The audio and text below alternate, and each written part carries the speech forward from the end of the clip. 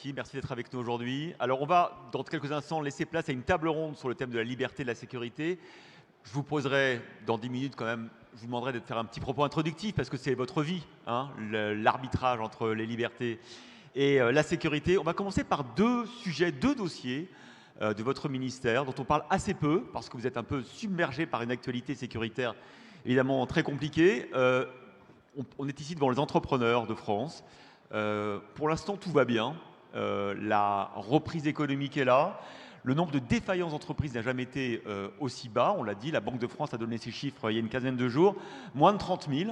C'est formidable. C'est même en retrait par rapport à ce qui existait avant. Mais on ne sait jamais. Il y a quand même les prêts garantis par l'État remboursés. Il y a ce fameux mur de la dette que certains redoutent. Pour l'instant, il n'est pas là. Donc rassurons-nous. Mais vous avez prévu une procédure spécifique de sauvegarde d'entreprise, de sortie de crise, qui est en cours d'adoption. Est-ce que vous pourriez nous expliquer un peu en quoi ça consiste ? D'abord, je voudrais toutes et tous vous saluer et vous dire que je suis particulièrement heureux d'être ici. C'est la 4e fois que je viens. Je suis venu 3 fois en qualité d'avocat. C'est la première fois que je viens en qualité de ministre de la Justice, bien sûr. Et puis vous rappeler, parce que ça n'est pas forcément une évidence, que entreprendre, bien sûr, c'est respecter des règles de droit et que donc c'est entrer dans le périmètre de la chancellerie, qu'il s'agisse du droit des brevets, du droit des contrats, du droit social, du droit fiscal.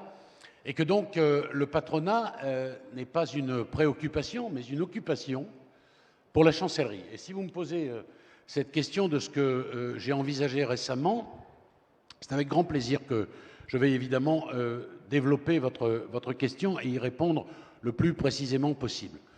Notre préoccupation avec Bruno Le Maire, c'est la sortie évidemment de crise. Ouais. Ça n'est un secret pour personne. J'avais demandé au président Richelme, président du tribunal de commerce de Marseille, de me faire un rapport sur la façon dont on pouvait anticiper cette sortie de crise et particulièrement les mesures que l'on prend en amont, puisque, vous le savez, un certain nombre de mesures sont à la disposition des petites entreprises pour éviter qu'elles franchissent définitivement et de façon, si j'ose dire, rédhibitoire, la porte du tribunal de commerce. On s'est rendu compte d'abord que les petits entrepreneurs ne connaissaient pas ces mesures. Je pense au mandataire ad hoc, je pense à la conciliation. Et il y a là un pourcentage extraordinairement important de procédures qui réussissent et qui permettent d'éviter la faillite. Encore faut-il qu'on l'utilise, encore faut-il que l'on connaisse son existence. Donc nous avons décidé d'abord de médiatiser cela pour que les petits entrepreneurs sachent. Et nous avons mis à leur disposition toute une information, je devrais dire des informations, pour qu'ils sachent que l'on peut franchir la porte du tribunal de commerce, je le dis mais vous le savez sans doute, d'abord en toute confidentialité. C'est souvent la honte qui est le sentiment premier du chef d'entreprise qui n'a pas réussi comme il aurait voulu. Il y a ce sentiment-là. Et donc, il y a toute une mise en place de conseils, bien sûr. Et pour que ça marche plus efficacement, encore faut-il, bien sûr, que l'on ait les signalements le plus rapidement possible. Parce que plus on intervient vite, et plus on est efficace. Donc on a mis en place des algorithmes qui sont basés sur les éléments du fisc notamment, des organismes sociaux. Des banques aussi. Des banques naturellement, pour que l'on puisse alerter et pour que l'on puisse contacter le chef d'entreprise et lui proposer une aide. Ça, c'est extrêmement efficace.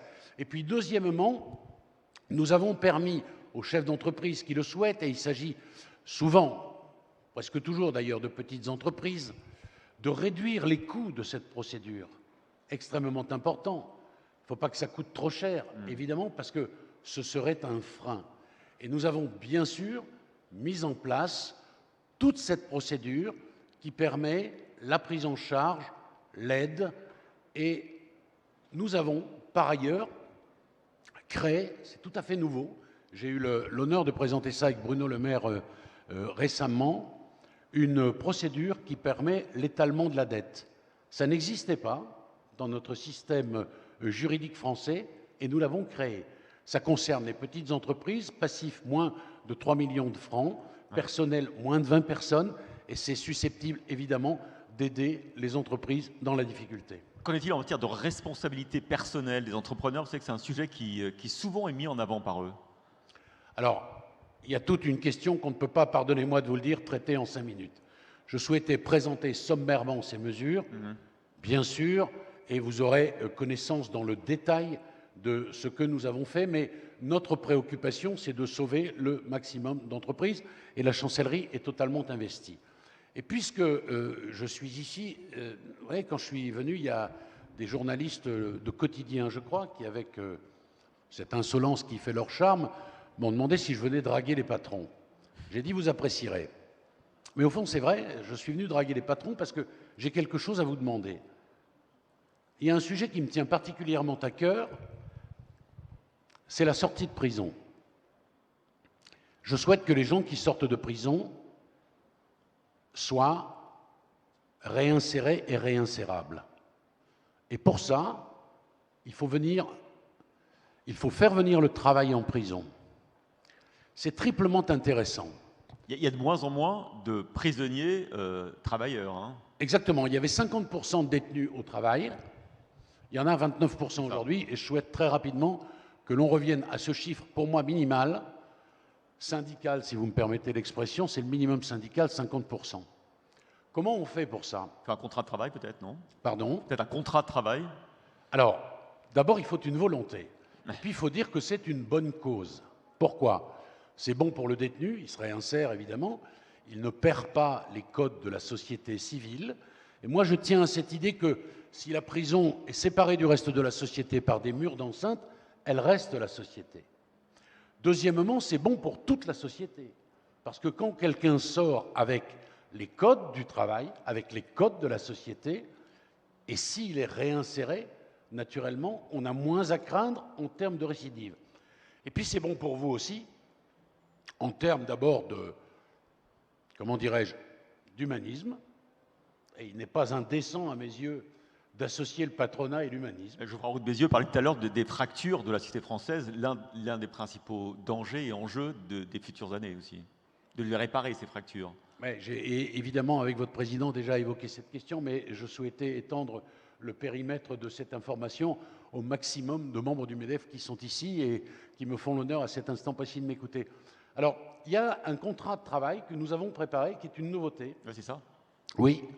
Et nous avons mis en place tout un système permettant aux patrons d'apporter du travail en prison. Ça coûte moins cher, c'est extrêmement utile, c'est extrêmement flexible. Et si vous me le permettez, parce que je ne peux pas détailler toutes les mesures, pardonnez-moi, je vais vous donner le site que vous pouvez aller consulter, sachant que pour aider les patrons, nous avons établi une cartographie, parce qu'on s'est dit, le patron de Dunkerque, il va essayer naturellement d'apporter du travail dans une détention qui se trouve dans le nord de la France. Pas lui demander d'aller apporter son travail à Pau ou je ne sais où. Et l'inverse, le patron du Sud va essayer de trouver un établissement pénitentiaire ou une centrale, peu importe, qui se trouve près de chez lui. Donc nous avons réalisé cette cartographie et je vais vous donner le site, c'est pas très compliqué. Et ceux qui veulent le prendre en note, ne fût-ce que pour aller le regarder par curiosité, eh bien, ils verront ce que nous offrons. Ce site, il s'appelle tout simplement travail-prison.fr. Je le répète, travail-prison.fr. Vous allez là, vous aurez tous les renseignements. Vous y verrez évidemment les avantages économiques qui sont offerts aux patrons quand le travail est fait au sein de l'établissement pénitentiaire. Vous y verrez aussi la possibilité d'assurer des formations, parce que nous savons que dans certains secteurs, vous allez manquer On manque dans beaucoup de secteurs voilà. de compétences. Et donc, on peut faire ce partenariat formation et puis contrat permettant ensuite de vous assurer l'embauche dont vous avez besoin. C'est tout ça que nous avons mis en place. Nous sommes prêts. C'est un sujet qui est infiniment porteur et c'est un sujet qui est infiniment utile pour notre société. Voilà en quelques mots ce que je voulais vous dire. On pourrait longuement développer, mais vous le savez, hélas, le temps qui m'est imparti et dont je dispose est assez bref, mais il me permet quand même de faire passer ce message qui est un message important. Alors, il nous reste quand même du temps pour introduire la future table ronde qui suivra cet échange, qui va s'appeler Liberté en toute sécurité. Évidemment, Ouais.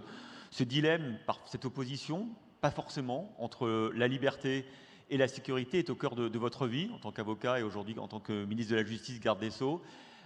Éric Dupond-Moretti, liberté-justice, liberté-sécurité, est-ce que, selon vous, l'équilibre, depuis quelques années, 16 lois antiterroristes en 20 ans, le confinement, le couvre-feu, le pass sanitaire, est-ce que cet équilibre est mis en danger et comment on s'assure qu'il soit préservé?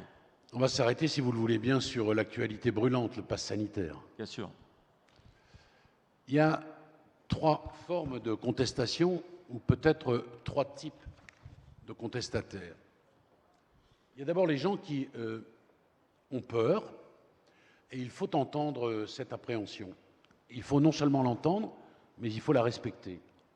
Et dans une démocratie, on ne peut pas imposer. En tous les cas, ça n'est pas quelque chose de vertical, ça se discute. Il y a ensuite ceux qui instrumentalisent politiquement cette crise, et qui, si vous me permettez cette familiarité, se refont la cerise sur le compte du pass sanitaire. Ceux-là, ils ont trouvé un nouveau public. Puis ensuite, vous avez les incontrôlables, les complotistes, ceux qui pensent que... c'est paradoxal d'ailleurs de penser que ceux-là nous racontent que nous sommes en dictature. Vous avez vu fleurir un certain nombre de pancartes où on évoque le 4e Reich. C'est extraordinairement oxymorique quand on songe qu'en ce moment, en Afghanistan, s'installe une dictature, une vraie dictature.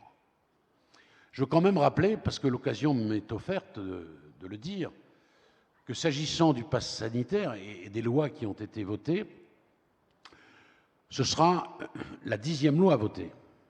La 10e loi à voter. Donc, 10 débats parlementaires intenses, où l'on s'exprime comme on peut s'exprimer et comme on doit s'exprimer dans une démocratie. Contrôle du Conseil constitutionnel. Parfois censurer certaines dispositions des lois d'urgence. Qui a fait son travail, c'est la conscience de la République. Vous savez, quand on est ministre et qu'on porte un texte qui est censuré par le Conseil constitutionnel, naturellement, ça ne fait pas plaisir. Mais ça fait partie de nos règles institutionnelles. Il faut les respecter. Donc on ne peut pas défiler le samedi en disant que tout ça n'a pas de sens, qu'on est dans une dictature. Non, il y a un débat parlementaire devant les 2 assemblées, il y a des amendements qui sont déposés, il y a de véritables discussions, je pense que vous le savez. Et puis ensuite, il y a un contrôle du Conseil constitutionnel. Et qu'est-ce que c'est au fond la liberté? La mienne commence où s'arrête la vôtre, et la vôtre commence où s'arrête la mienne. Notamment en matière sanitaire. Non mais moi j'entends des choses, je suis absolument sidéré, mais c'est une liberté qui est extrêmement importante, c'est la liberté d'expression. Mais je suis quand même sidéré qu'on donne la parole à des gens qui, au fond, viennent dénaturer le pacte social. J'ai vu récemment une dame qui disait « Mais moi, je suis française et je ne vois pas pourquoi on m'imposerait des règles. » Ben si, madame, vous roulez à droite, comme tout le monde. Vous ne pouvez pas rouler à gauche parce que vous avez envie de rouler à gauche. Et puis, comme autre règle, il y a le fait que vous devez rouler à telle vitesse et que vous ne pouvez pas la dépasser. Mais ça existe depuis des temps immémoriaux, les règles. Et elles permettent le pacte social et le vivre ensemble et le vivre dans une société qui est une société, au fond, pacifiée. On ne peut pas rejeter la règle au motif qu'on a décidé qu'on la rejette. Même quand on additionne les règles et les contraintes? Non mais pardonnez-moi, est-ce que je dois rappeler ici, ça me paraît inutile, que nous sommes face à une pandémie d'une brutalité extraordinaire à laquelle personne ne s'attendait? Dites-moi, monsieur, si nous n'avions pas vacciné, si nous n'avions pas confiné, combien il y aurait eu de morts dans notre pays? Et regardez les pays qui ont eu et qui ont pris du retard par rapport aux nôtres. On est l'un des pays qui vaccine le plus. Qu'aurions-nous dit, qu'auraient dit ceux-là qui défilent le samedi et encore, je ne mélange pas tous ceux qui défilent, je l'ai dit tout à l'heure. Il y a des gens qui ont une crainte légitime, et eux, il faut aller vers eux, il faut les convaincre, il faut discuter. Au fond, c'est ça dans une démocratie, la discussion. elle amène souvent la réflexion. Le problème, c'est que nous vivons une époque qui est parfois singulière, où l'opinion a pris la place de la pensée. Et puis les réseaux sociaux, nous le savons, font parfois beaucoup de mal. Vous avez des thèses complotistes qui se mêlent à tout ça. Voyez-vous, je vais vous faire une confidence. Le gouvernement vaccine pour inoculer la puce permettant de ficher nos concitoyens. On entend des trucs pareils. Donc, moi, je redis, évidemment, je vais même vous faire une confidence, d'ailleurs, je ne terminerai pas ma phrase, pardon, mais je n'ai jamais autant entendu le mot liberticide que depuis que je suis garde des Sceaux. C'est absolument extraordinaire. Je l'entendais moins quand ça doit vous faire drôle, non? Oui, c'est un peu bizarre, oui. Oui, parce que c'est mis à toutes les sauces. Bien sûr qu'il fallait réagir. Qu'aurait-on dit si nous ne l'avions pas fait? Et j'espère que cette vaccination, avec le pass sanitaire, nous savons que tout cela est contraignant, bien sûr, va nous conduire vers quoi? Vers la vie que nous connaissions avant la pandémie. C'est ça notre espérance. Et ça vaut quand même le coup d'imposer un certain nombre de règles. Merci beaucoup, Éric Dupond-Moretti, ministre de la Justice, garde des Sceaux.